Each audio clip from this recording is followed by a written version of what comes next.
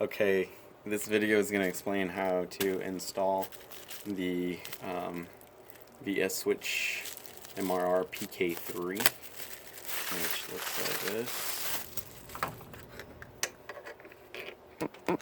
So that's the button there. That's what it looks like in the back. There's a bezel for it. You'll get some drywall screws with it, and probably anchor, your occupancy sensor. With here's the cable. This cable is going to the cancel button. That's where we're installing this button. You can see the cables coming through the top there, where it's labeled cancel and call. We have being used in card system style sense panel. The color code for your 6-pin mod plug that's going to go at the back of the button and at the MSP inside the room is just like this here.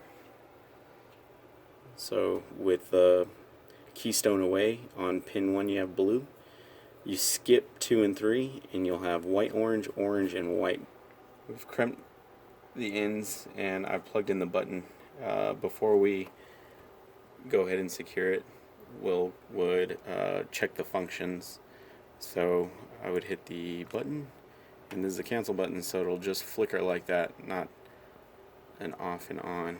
And then there you go. You heard the audio. You could stop it, and now you can test the occupancy. And there you see the button has lit up. And if you give it a moment, there it goes out. Okay, so that's all good. Now, to mount it, I would at least use one drywall anchor.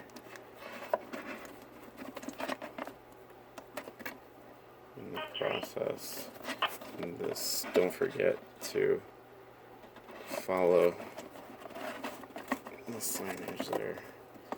That way you know the direction of the button. Mounted to the drywall, you would just peel the 3M tape and put that directly over the button, and that's all secured. That's it.